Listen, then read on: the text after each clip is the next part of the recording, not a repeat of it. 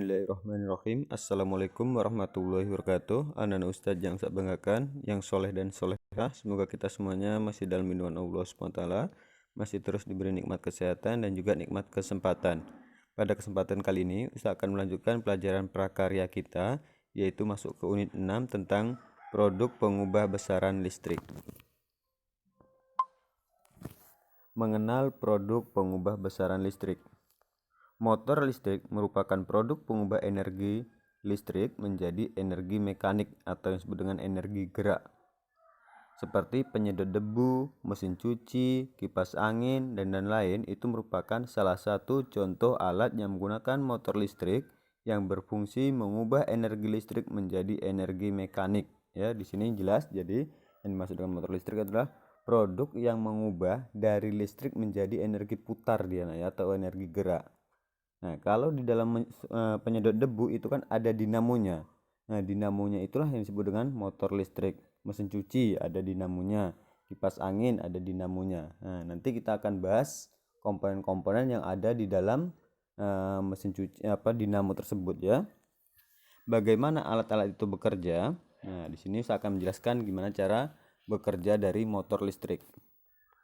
Motor listrik akan mengalirkan listrik ke lilitan yang berada di dalam dinding bagian dalam dan akan membentuk suatu medan magnet. Sementara itu, lilitan yang berada di tengah akan dialiri listrik juga, sehingga menghasilkan medan magnet yang berkutub sama dengan lilitan yang ada di luar.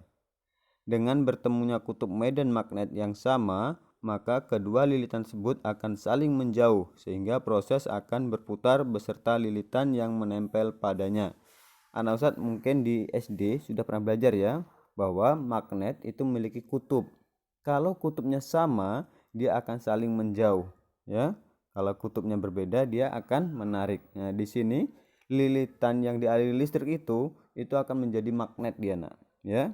Nah, di sini lilitannya ada dua. Ada yang bagian di dalamnya, ada bagian di dalam tapi bagian luarnya, nak, ya, bagian dindingnya.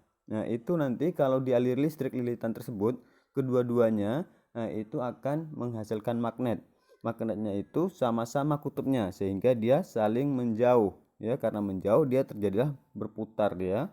Nanti saya akan tunjukkan fotonya, nak, ya.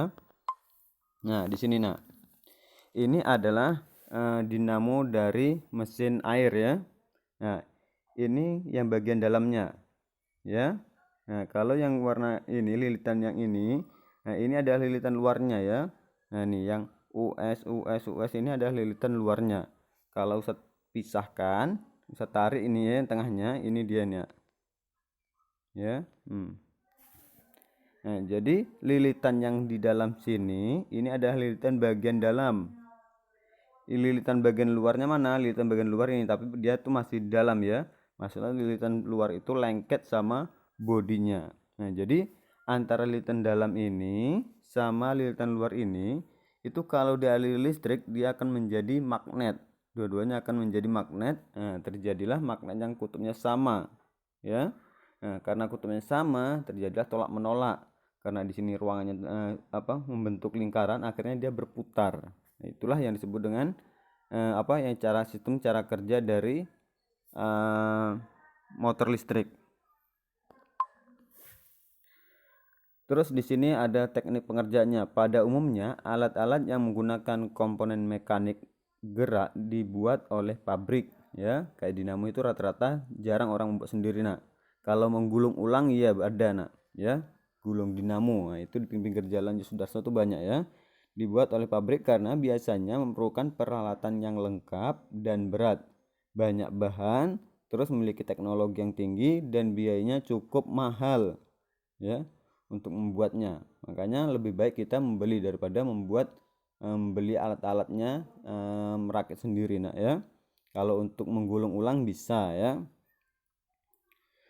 Berikut merupakan teknik pengerjaan alat-alat yang menggunakan motor listrik secara garis besar, yaitu yang pertama, ya, adalah perancangan dan perakitan komponen-komponen elektro. Terus membuat desain alat dalam bentuk fisik. Nah, itu adalah teknik pengerjaannya.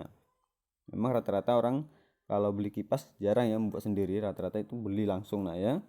karena harganya lebih murah daripada kita membuat atau menyiapkan alat-alat dengan bahan yang cukup mahal harganya. Terus yang selanjutnya kita akan membahas mengenai LDR. Ini adalah semacam sensor yang difungsikan untuk mengetahui ada cahaya atau tidak cahayanya ya.